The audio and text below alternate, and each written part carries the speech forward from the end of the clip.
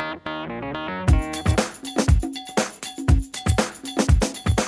name is Brianne Derby and I teach English. I think students think as soon as they hear that something's required, then they automatically sort of get a mindset where they don't want to read it or don't want anything to do with it, especially if they don't necessarily get to pick what they wanted to read. So like we did the Lit Circle projects where there was required reading, but it was sort of like a choice reading, and I think students responded better to that because they had the choice of, okay, well, maybe I want to read this one instead of this one. Whereas if you're just taking one book and sort of putting it on them, then they kind of have a negative attitude towards it, I think. I think, especially thinking about the Lit Circle projects, I think overall a lot of you guys did a lot better on the Lit Circles because of the fact that you kind of got to pick what the book was. And I got a lot of feedback when I was interviewing students, actually, that you guys really liked the independent reading book projects you guys do on Wednesdays, where you read a book that you just chose. And I think that you guys get better grades overall on those things, but I don't know if it's because they're easier to do or if it's because you guys get to pick what you want to read. I think the more contemporary it is, or the more modern the literature is, the more students like it. So I think it seems like students liked Part-Time Indian, which we read at the very beginning of the year, like a lot, because it's really relatable, it's really kind of takes place in the now, whereas things like Catcher in the Rye are a little bit more removed, or I'm trying to think what you guys just got on. Oh, Death of a Salesman is sort of like, you know, it takes place a little bit further away, or The Crucible, or things like that. Whereas it's more relatable if it's sort of like a modern text. You know, I'm not 100% sure about that. I know that the English department has a list, like at the beginning of the year, or that they've had for a long time, of like a curriculum they have set up where you can do like, there's a little bit of flexibility, like some teachers teach, I think, The Great Gatsby or Huck Finn instead of Their Eyes Were Watching God, or a few different things like that, but for the most part it's set by the English department. There are lots of different things. Well, especially with Their Eyes Were Watching God, we kind of know that students are going to struggle with it because it has such difficult language. So we kind of try to set up from the beginning like different ways you could go about reading it. One thing we do for a lot of students is have them go down to the library and get the audio version of the book so that they can listen to it while they read along. And I think that tends to help students who like have difficulty with language or things like that. Another thing we encourage students to do is reread. So if you read something and you don't understand it, go back and read it again, which I know seems like extra work, but if you don't understand it, you gotta like take the time to actually go back.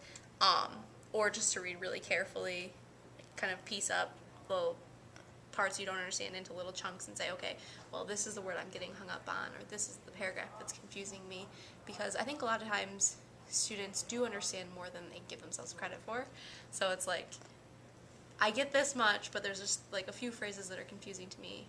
And I know we had you guys go through with, what was it, The Minister's Black Veil, or some kind of old writing. We had you highlight like what you understood and what you didn't understand, and I think tactics like that in doing things like rereading and close reading and reading aloud and summarizing is a big one. Like if you read a paragraph and then you can summarize it and say, okay, this is what happened, then you kind of know that you understand it, whereas if you can't do that, you're sort of clueless.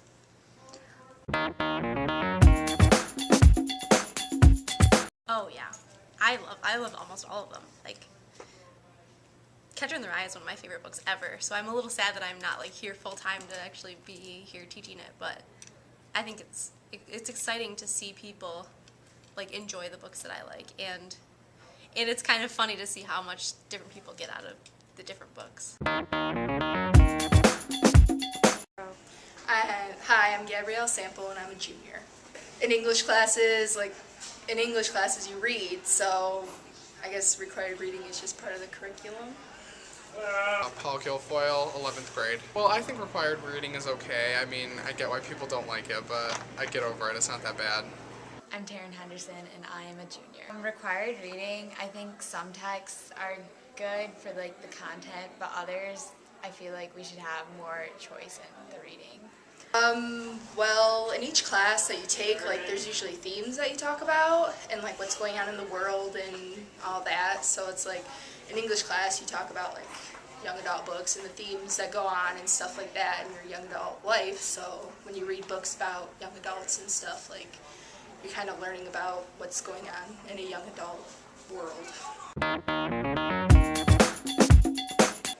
I really liked Catcher in the Rye because Holden's character was really funny and it was like an easy read, but you still got something out of it. Probably Their Eyes Were Watching God because it was really long and it was really boring.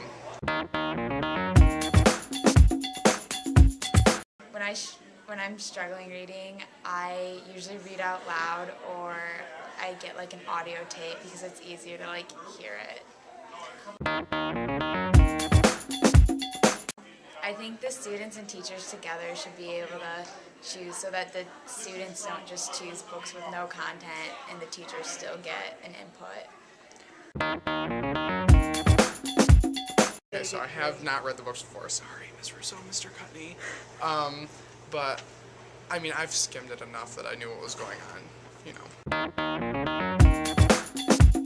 Or tests for it? I just kind of tried to cram some reading like before the class and just hoped that it'd be multiple choice or something and that maybe the answers would magically come to me.